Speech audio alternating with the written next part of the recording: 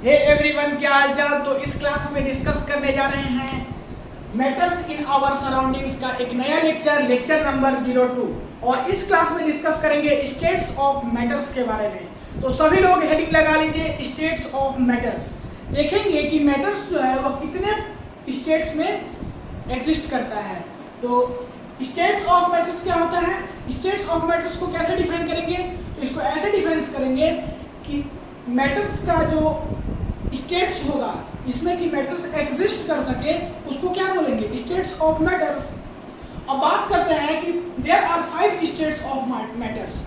कितना स्टेट्स होता है मैटर्स का, 5 स्टेट्स। मतलब कि कह सकते हो कि मैटर्स 5 स्टेट्स में एग्जिस्ट करता है। कौन कौन सा स्टेट वो देखिए, एक हो गया सॉलिड, एक हो गया लिक्विड और एक हो गया गैस। उसके अलावा भी दो होता है, एक प्लाज्मा और एक बोस-आइंस्टीन कंडेंसेट। लेकिन ये तीन जो है इस पे हमको ज्यादा फोकस करना है। और ये जो दो है ये नया है, इसके बारे में अभी ही क्या हो रहा है, अभी तुरंत सर्च इसके बारे में अभी भी चल रहा है। तो इसके बारे में भी पढ़ेंगे, प्लाज्मा और बोस-आइंस्टीन कंडेंसेट के बारे में, लेकिन इसको फोकस करेंगे ज्यादा। तो सबसे पहले सॉलिड, लिक्विड और गैस देखते हैं, उसके बाद फिर देखेंगे प्लाज्मा और बोस-आइंस्टीन कंडेंसेट्स को। तो सभी लोग सॉलिड, लिक्विड और गैस का कॉलम बना लीजिए और अभी मत लिखिए, कुछ हम समझा दे रहे हैं उसके बाद लिखिए। सबसे पहले आप इसमें फिगर को समझिए। फिगर में आपको कुछ नहीं समझना है, देखिए कैसे। यहाँ पे फिगर में बात करें तो सबसे पहले एक एक को हम करते चलेंगे, आप बस देखते चलिएगा। इस फिगर में देखिए, सॉलिड के फिगर में तो पार्टिकल्स आर क्लोजली पैक्ड। यहाँ पे क्या है, जितना भी पार्टिकल्स है, जितना भी मॉलिक्यूल्स है वह एक दूसरे के साथ क्या है, पैक्ड है, मतलब कि क्लोजली पैक्ड है। लिक्विड के केस में बात करें तो पार्टिकल्स आर लूजली पैक्ड। यहाँ पे क्या है, लूजली पैक्ड है एज कंपैरिजन टू सॉलिड। और यहाँ पे गैस के केस में बात करें तो particles are free to move. यहाँ पे पार्टिकल्स जो है वह आसानी से क्या कर रहा है, मूव कर रहा है। तो ये हो गया आपका फर्स्ट नंबर। सेकेंड देखते हैं कि लोवेस्ट इंटरमॉलिक्यूलर स्पेस। अगर पार्टिकल्स जो है क्लोजली पैक्ड रहेगा तो लोवेस्ट इंटरमॉलिक्यूलर स्पेस रहेगा। इसके बीच में देखिए, अगर मॉलिक्यूल्स अगर एक दूसरे से क्लोजली पैक्ड रहेगा तो इसके बीच में, हर एक मॉलिक्यूल्स के बीच में जो स्पेस होगा वह बहुत कम होगा। यहाँ पर बात करें तो higher intermolecular spaces, higher intermolecular spaces का का मतलब कि यहाँ पे मॉलिक्यूल्स के बीच में स्पेस रहेगा। ऐसा क्यों, क्योंकि पार्टिकल्स लूजली पैक्ड है। और यहाँ पर जो है वह सबसे ज्यादा इंटरमॉलिक्यूलर स्पेस होगा। ऐसा इसलिए क्योंकि पार्टिकल्स फ्री टू मूव कर रहा है, रैंडम मोशन हो रहा है पार्टिकल्स के बीच में। तो ये क्या होगा, हाईएस्ट इंटरमॉलिक्यूलर स्पेस। इसके बीच में पार्टिकल्स के मॉलिक्यूल्स के बीच में ज्यादा स्पेस होगा। बात करते हैं अगला, नेक्स्ट। यहाँ सॉलिड के केस में strong force of attraction, force of attraction strong होगा। ऐसा क्यों, क्योंकि मॉलिक्यूलर फोर्स जो है वह लोवेस्ट है।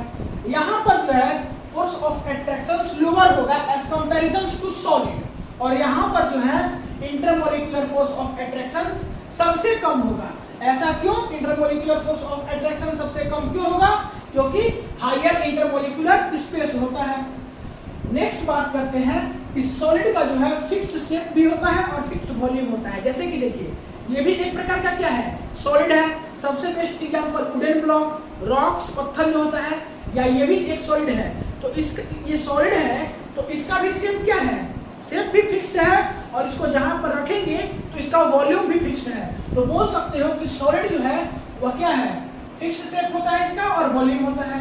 बात करें लिक्विड की तो इसका वॉल्यूम तो फिक्स्ड होता है लेकिन शेप फिक्स्ड नहीं होता है। ऐसे क्यों, इसको देखिए, आपको हम बताते हैं कैसे समझिएगा।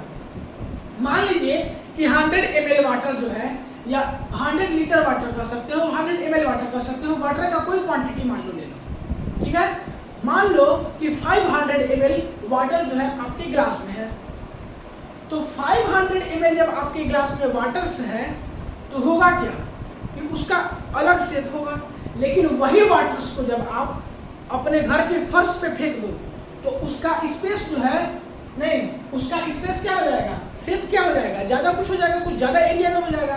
लेकिन जब ग्लास में था तो ग्लास में जितना, ग्लास का जितना शेप था, ग्लास का जितना वॉल्यूम था उतना ही उसका शेप था 500 ml वाटर का। लेकिन उसको अगर वही फर्श पे बिखा दो तो उसका शेप जो है कुछ ज़्यादा हो जाएगा। मतलब कि इसका शेप फिक्स नहीं होता है, लेकिन इसका जो क्वांटिटी है कि 100 ml वाटर है या 500 ml वाटर है, यहाँ पर भी 5 ml वाटर रहेगा ग्लास में भी, और उसको नीचे भी फेंक दे तो 500 ml ही रहेगा। मतलब कि इसका वॉल्यूम हमेशा फिक्स्ड रहेगा, शेप जो है वह डिफर करते रहेगा, शेप डिपेंड करेगा कंटेनर के शेप पे, कंटेनर के साइज पे। बात करते हैं गैस की, तो ये जो है no fixed volume and shape, इसका ना वॉल्यूम फिक्स्ड होता है और ना शेप फिक्स्ड होता है। कैसे इसको आप समझोगे? आपके घर में जो सिलेंडर होता है, गैस सिलेंडर, उस सिलेंडर में देखना कि अगर आप 1 लीटर गैस डालोगे तब पर भी पूरे सिलेंडर में रहेगा, उसका पार्टिकल्स मूव करेगा। अगर उसका कैपेसिटी 50 लीटर का है, अगर उसमें 50 लीटर गैस भर दो तब पर भी उसका क्या होगा, मॉलिक्यूल्स पूरे गैस में मूव करेगा। मतलब कि ना तो इसका फिक्स्ड वॉल्यूम होता है और ना तो इसका फिक्स्ड शेप होता है। एग्जांपल्स की बात करें तो सॉलिड का एग्जांपल्स हो गया रॉक्स, आयरन रॉड, क्योंकि इसका इंटरमॉलिक्यूलर फोर्स ऑफ अट्रैक्शन जो है वो क्या होता है, स्ट्रॉन्गेस्ट होता है। लिक्विड की बात करें तो वाटर और लेमोनेड्स। और अगर बात करें गैस की तो एयर या कोई भी गैस, N2 गैस या अनदर कोई भी गैस, ये एग्जांपल हो गया आपका गैस का। तो ये हो गया सॉलिड, लिक्विड और गैस खत्म। अब बात करते हैं प्लाज्मा के बारे में। प्लाज्मा है क्या? तो प्लाज्मा देखिए, प्लाज्मा का सबसे बेस्ट एग्जांपल है आपका ट्यूबलाइट और नियॉन साइन बल्ब। ये क्या है? ये जो है नियॉन है। तो नियॉन साइन बल्ब ये क्या है? ट्यूबलाइट तो आप समझते हो कि जो आप घर में नॉर्मल यूज करते हो वही ट्यूबलाइट की बात कर रहे हैं। और ये जो नियॉन साइन बल्ब की बात कर रहे हैं, ये नियॉन साइन बल्ब है क्या?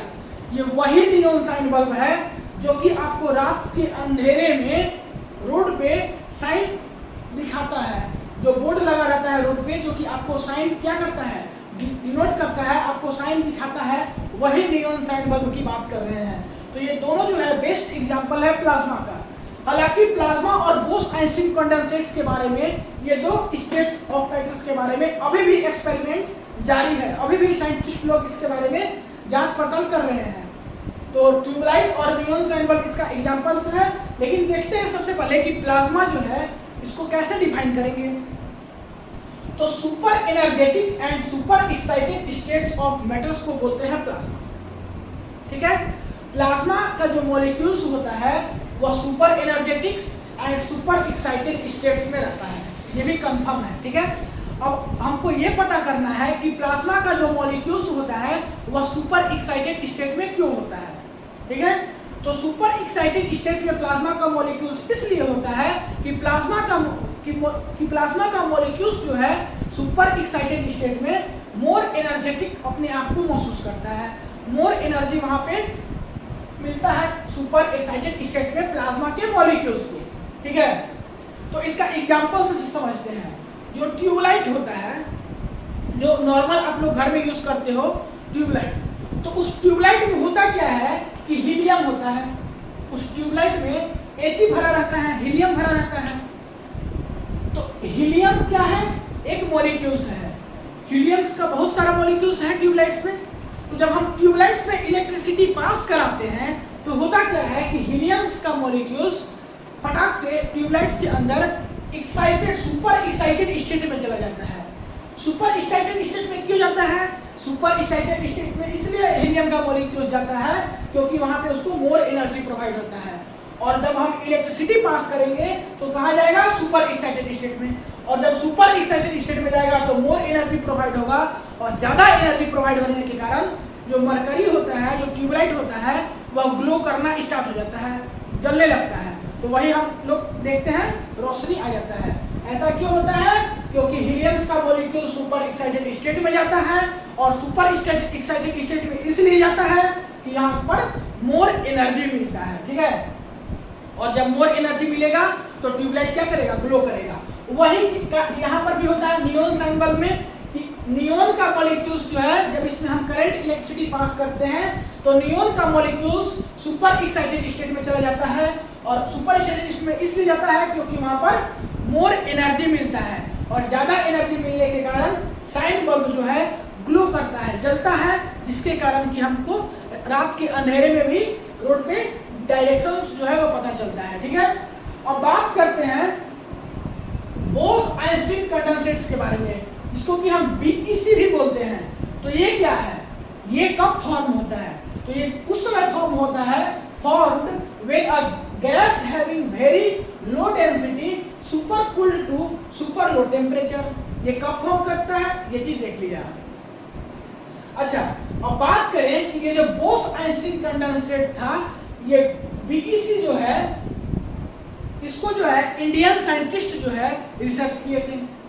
इसको या कह सकते हो कि पूरे ऑल स्टेट्स ऑफ मैटर्स को कौन किया था? Indian scientist. कौन कौन साइंटिस्ट थे?